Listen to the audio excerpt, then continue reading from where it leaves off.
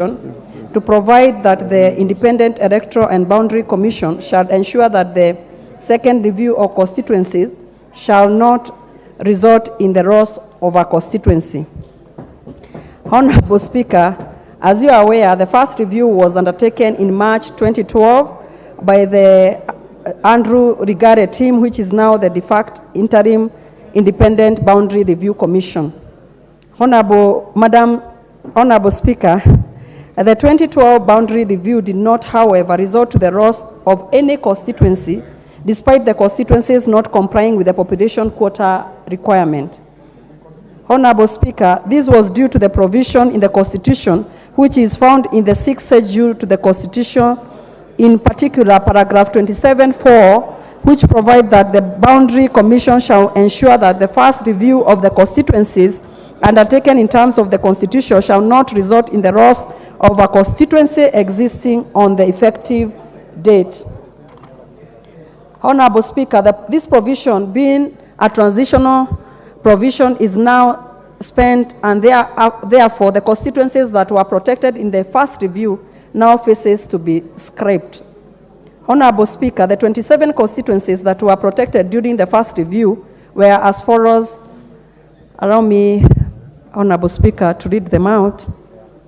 Voi constituency, Wandanyi constituency, Mwatate, Bura, Isiolo South, Samburu East, Resamis, North Hola, Saku, Kirome, Makueni, Mbere North, Mathioya, Daragwa, Budarangi, Vihiga, Udhaya, Mathioya, Kangima, Marquette East, Keio North, Tetu, Mogotio, Ramu East, Ramu West, and Muvita.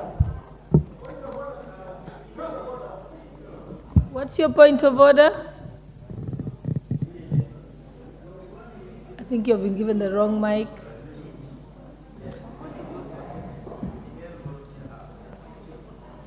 Thank you, Madam Speaker. Madam Speaker is the member in order to mislead this House by saying that Makueni is protected.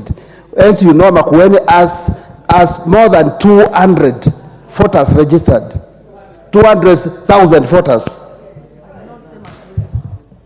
Proceed, Honorable Member. You got the point of information. Thank you, Honorable Speaker.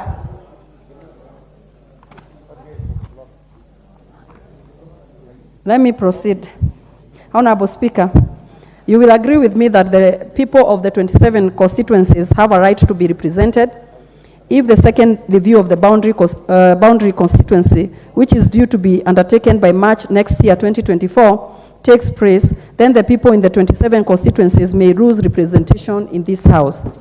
Honorable Speaker, from the list that I have just read, the constituencies hold significant cultural and development for the people. Merging these constituencies would result to a loss of feeling of identity and control of the people in terms of local development in their constituencies.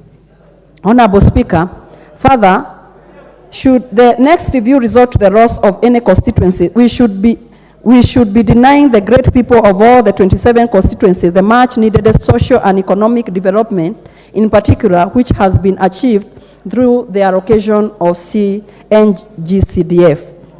Honorable Speaker, you will agree with me that the issue of review of the constituency boundaries is an emotive issue that can cause unnecessary disharmony and conflict, especially to the great people of Kenya who are peace-loving and have been operating peacefully in their existing constituency. In this regard, I dare ask, why merge them? Honorable Speaker, it is a result of foregoing grave concern that I took up the initiative to amend the Constitution to further protect the constituency from the second review of constituency boundaries. Honorable Speaker, it is worth noting that the issue of protecting the constituency also featured heavily in the National Dialogue Committee stakeholders' engagement, and the public expressed concern on the need to ensure their right to representation is upheld. Honorable Speaker, this is the basis of my legislative proposal, which seeks to amend Article 89 of the Constitution to ensure that the second review shall not resort to the loss of any of the 27 constituency in recognition of the right to representation of the people from the 27 constituencies. Honorable Speaker, as I conclude, I am urging the members of this House to support the legislative proposal. As a House that is established under Article 95 of the Constitution to represent the people of these constituencies, we are here to do exactly that by legislating to ensure that the right to representation of the people of Kenya is upheld. Honorable Speaker, with these few remarks, allow me to quote the words from the 16th US President, Abraham Lincoln, who once said, "I have never had a feeling politically that did not spring from the sentiments embroidered in the Declaration of Independence." Honorable Speaker, for me, in this case of the 27 constituencies, allow me to go on record and state that I have never had a conviction that does not spring from the guiding principle, which is the welfare of the people of Kenya. This is what I stand for, and I am here on behalf of the people of the 27 constituencies to ensure their right of representation is not taken away by the second review. Honorable Speaker, we know once upon a time there were 210 constituencies in Kenya.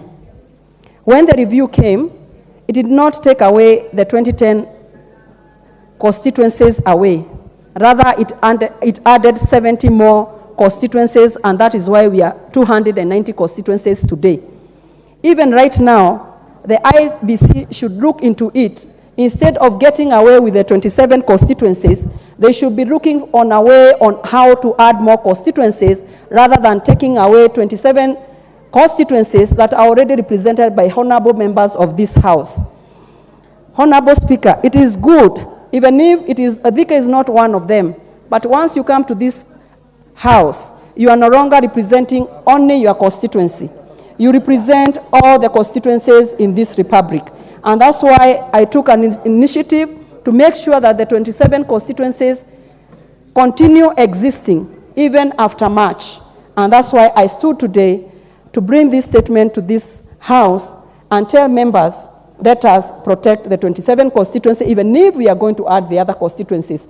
But the 27 should continue existing. Thank you, Honorable.